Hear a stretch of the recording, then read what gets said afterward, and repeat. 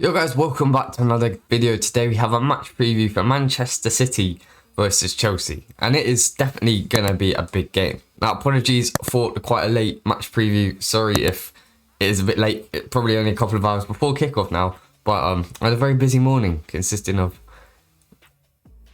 waking up. But that is all behind us, and Manchester City host Chelsea at the Etihad for a big game.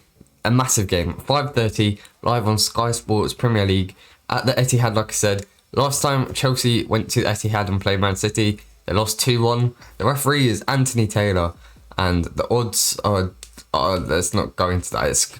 The odds are in Manchester City's favour. Now, the real big talking point of this game, there's a couple actually. First of all, if Manchester City win, they won the league. So that'd be quite nice for them not to celebrate on the pitch in front of us. That would be a little bit embarrassing, a little bit soul destroying, but you might know I hate Man City. They're my least favourite team in the whole world. Yeah, so let's just not lose today. I'll take a draw. And secondly, the other day, Chelsea and Manchester City both qualified into the Champions League final, meaning they'll match up in the Champions League final. It doesn't get any bigger than that. Towards, I don't even know when the game is, at the end of 29th of May. That's only a couple of weeks. The Champions League final is in a couple of weeks. And Manchester City's opposition is, of course, Chelsea. So both teams will want to win this game, especially City if they can win the league today. But will they really weigh up the options and decide whether maybe they'll go out with a weak side? Because they'll know as long as they win one game for the rest of the season, they've won the league. Don't think they're going to break too many records. And will they go out with a weak side with different tactics? Or will Thomas Tuchel or Pep Guardiola show their hand before the Champions League final, and then show the other manager how they're going to match up in the Champions League final, so they kind of already know what the other team's going to do. Anyway, for injuries and suspensions, Manchester City have no injuries at all. They have no doubtful players, no injuries, but they do have one suspended player in John Stones. He had a 3-match ban. This is his last game, and they've gone on a good run. Their last games were a win, a loss before that, and then before that a win and a win. And their top scorer this season is actually Ilkay Gundogan with 12 goals. For Chelsea, we have no doubtful players that are maybe going to play, but the actual fully injured player is Mateo Kovacic, who is hoping to come back in a few days' time, maybe for next week, maybe for Arsenal. I think that might be a bit tight, but for Leicester, hopefully. We have no suspensions either, and our last game was a draw. Or was it? No, it was a win against Real Madrid. Before that a win, before that a draw, before that a win, before that a loss, and then before that a draw. And Chelsea have 4 leading top scorers in Tammy Abraham, Timo Werner, Mason Mount and Jorginho, all on 6. Now, going into my lineup, I'm going with a 3-4-3. No surprises. I don't know if we'll go with a different sort of shape, but a whole 3-4-3 system. 3 at the back, obviously, 2 wing backs, a front 3 and midfield, but one of the front 3 might drop a bit deeper.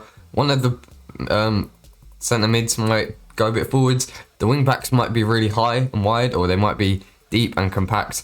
We don't know. The only way we'll find out is on the day or during the game. But in goal, Edouard Mendy, he's definitely going to keep his spot after he had a very good game against Real Madrid. He definitely went under the radar. He made 2 brilliant saves against one of the best strikers in the world, Karim Benzema, and definitely kept us in that match. And we're now in the Champions League final, pretty much all because of him. Now, for my defence, I've gone with Andreas Christensen, Thiago Silva and Antonio Rudiger. The same defence that played against Real Madrid, kept a clean sheet. I think a few games as well before they played a few games. West Ham, I think they played together, or it might have been Kurt Zouma instead of Rudiger. Now, some of you may be thinking, where's Cesar Azpilicueta? He always gives you 7 or 8 out of 10. He's always Mr. Consistent. But I've actually put him at right wing back. He played there against West Ham, Real Madrid, and the last few games. Reece James hasn't been able to get in front of him at the moment, all because of his defensive capabilities. And I think our front 3 is starting to actually get goals themselves without needing the wing backs to do everything for them. So I've gone with Azpilicueta at right wing back, and left wing back Ben Chilwell. He's so much better than Alonso. He's got such an engine down that left hand side. And I'm starting to feel that £50 million that we've spent on him is starting to become very, very well spent. And if you remember that he's still only 23, 24, he's English, he's got a good few years left in him, at least a decade of professional football, probably at Chelsea another 3, 4, 5 years hopefully, and he's always getting better and better, and he's starting to finally settle into Chelsea. It's a bit of a shaky start, but he is finally setting into Chelsea. He's really good down that left hand side, and like I said, £50 million well spent. Now in midfield, I've gone with the double pivot of Jorginho and N'Golo Kante. They're going to be important today.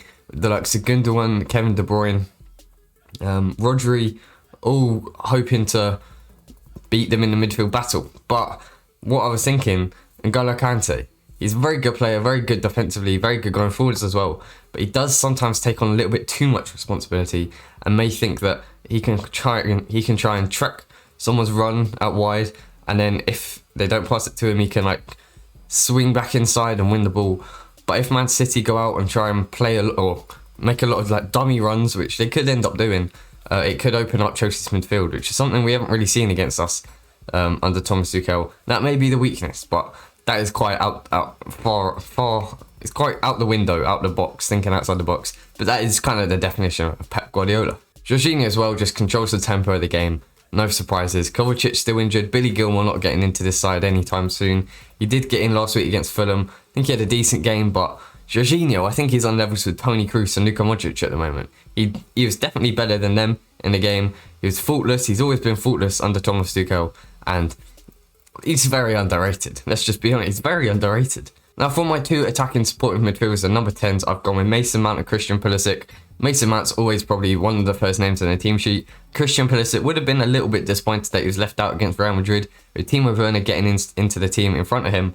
But ever since, or when Christian Pulisic got subbed on by Thomas Tuchel, he had a great impact, running in behind, running at defenders, and he got the assist for the Mason Mount goal. He's very, very, very, very good.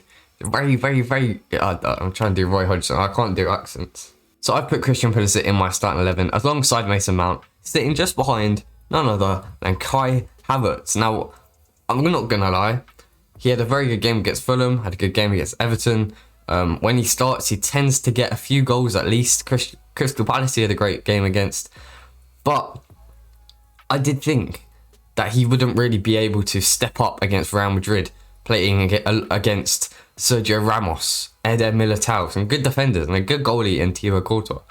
But he proved me wrong, and he went out, could have had a hat-trick, hit the crossbar twice, and also missed a one-on-one. A good save from Thibaut Courtois.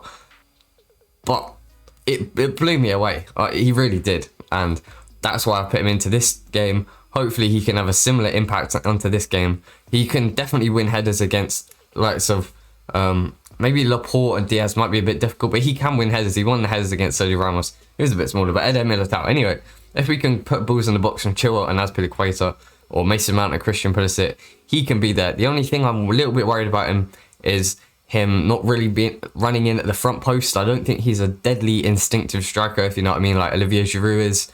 Karim Benzema, Robert Lewandowski, Harry Kane, they're all instinctive. They know exactly where to be and when, and they make darting runs across the front post. They know when to hang back for a looping header or a looping cross, or just sit in the middle. Edinson Cavani just runs around the defence until the ball can come to him, and then he can get a header or a volley off or a shot. I don't know if he's that guy, but he can definitely turn into that, considering he's still only 21. Anyway, that is all for today. Thank you very much for watching. Like the video if you enjoyed it. Subscribe if you're new here. Watch out for my match review, hopefully coming later. Yeah, that's all for today. Thank you very much for watching, and goodbye.